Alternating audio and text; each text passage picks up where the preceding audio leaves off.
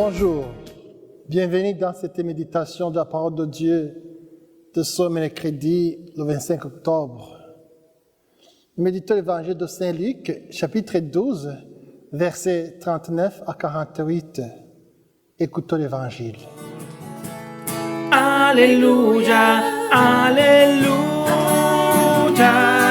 Alléluia, Alléluia. Gloire à toi, ô Seigneur. En ce temps-là, Jésus disait à ses disciples, « Vous le savez bien, si le maître de maison avait su à quelle heure le voleur viendrait, il n'aurait pas laissé percer le mur de sa maison. Vous aussi, tenez-vous prêts. C'est à l'heure où vous n'y penserez pas que le Fils de l'homme viendra. » Pierre dit alors, « Seigneur, et c'est pour nous que tu dis cette parabole, ou bien pour tous ?» Le Seigneur répondit, « Que dire de l'intendant fidèle et sensé à qui le maître confiera la charge de son personnel pour distribuer en temps voulu la ration de nourriture? Et reste au serviteur que son maître, en arrivant, trouvera en train d'agir ainsi. Vraiment, je vous le déclare, il établira sur tous ses biens.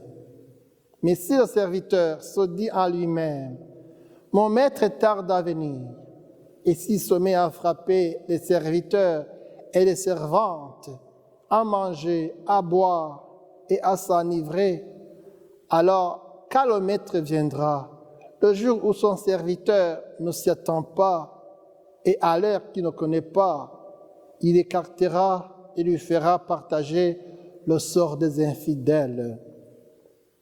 Le serviteur qui, connaissant la volonté de son maître, n'a rien préparé et n'a pas accompli cette volonté, recevra un grand nombre de coups.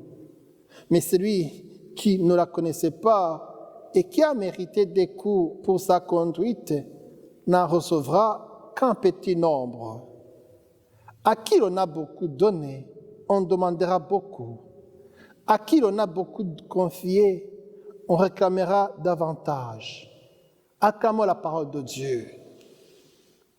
Louange à toi, Seigneur Jésus.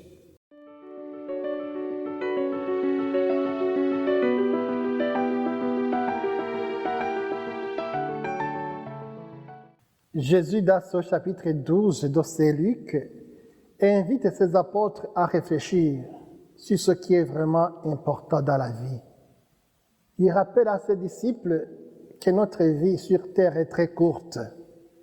Il ne faut pas la gaspiller dans des comportements égoïstes et superficiels, comme celui qui maltraite les autres et de se contenter de répondre à ses envies de boire, de manger ou de se reposer. Au verset 35, Jésus invite ses disciples à veiller pour le retour du Maître. Nous ne savons ni le jour ni l'heure quand le Maître viendra pour nous appeler à entrer dans la vie éternelle. À la lumière de la brièveté de notre vie sur terre et de la vie éternelle qui nous attend, il est dit au verset 33 de ne pas donner trop d'importance à amasser des biens matériels que les voleurs et les mythes peuvent détruire, mais de se procurer des bourses qui ne s'usent pas, un trésor inépuisable dans les cieux. Quel est ce trésor inépuisable que nous pouvons amasser dans les cieux? C'est l'amour. C'est l'amour. L'amour, c'est la seule chose que nous pourrons emporter avec nous dans nos valises pour entrer au ciel. Souvenez-vous, au soir de notre vie, nous serons interrogés sur l'amour.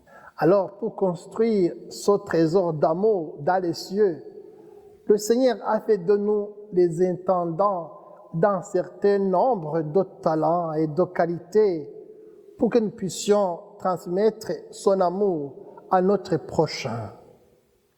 Donnons l'amour à l'humanité. Donnez l'amour à chaque personne. Donnez l'amour. Oui, nous sommes des intendants de l'amour de Dieu. Il nous demande aujourd'hui dans cet évangile tout simplement de bien profiter de notre vie pour mettre au service des autres nos talents et nos qualités, pour les aimer avec l'amour même de Dieu. Qui aime Dieu connaît Dieu, car Dieu est amour. Prions. Seigneur Jésus-Christ, augmente en nous l'amour pour que nous puissions nous aimer les uns les autres comme toi-même tu nous as aimés. Amen. Et que Dieu Tout-Puissant vous bénisse, le Père, le Fils et le Saint-Esprit.